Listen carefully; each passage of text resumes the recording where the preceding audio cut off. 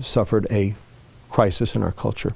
And I believe it comes down to a mistake that we've made between the interpretation of two of our most important and positive emotions, pleasure and happiness.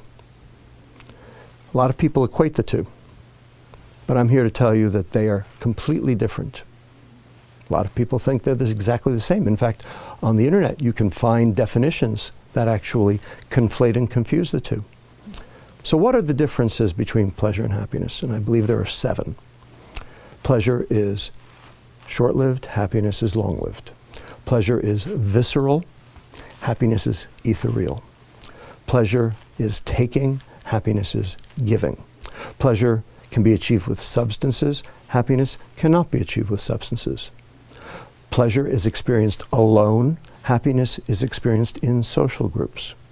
The extremes of pleasure all lead to addiction, whether they be substances or behaviors. Yet there's no such thing as being addicted to too much happiness.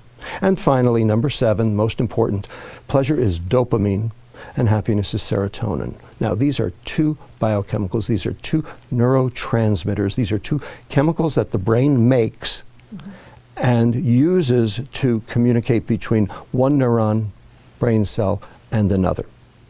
Now, why do we care? So what? Well, turns out dopamine excites the next neuron.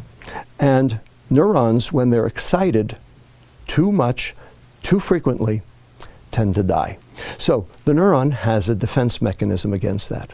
What it does is it reduces the number of receptors that are available to be stimulated in an attempt to try to mitigate the damage. When you say to be stimulated, you mean to be excited? To be excited, that's right. And so we have a name for that process. It's called downregulation. And a lot of different chemicals in the body do that. Now, you get a hit, you get a rush, the receptors go down.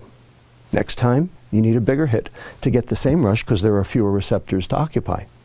And you need a bigger hit, and a bigger hit, and a bigger hit, until finally taking a huge hit to get nothing. That's called tolerance. And then when the neurons start to die, that's called addiction.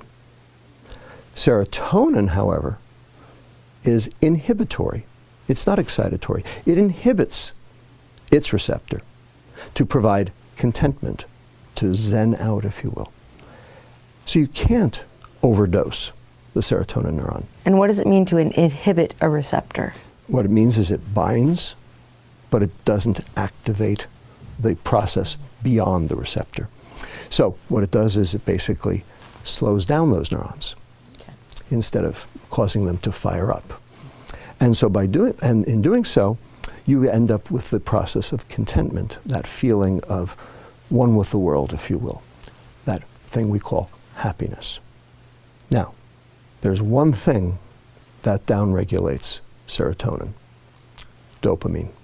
So the more pleasure you seek, the more unhappy you get.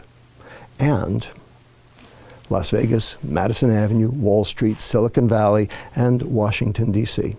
have very specifically and in a coordinated fashion confused and conflated the term happiness with the term pleasure, so that you can buy happiness, so that they can sell you their junk.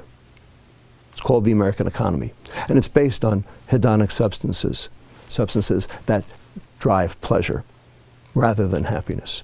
And in the process, we have become most decidedly unhappy. And the problem is, you can't fix a problem unless you identify what the problem is.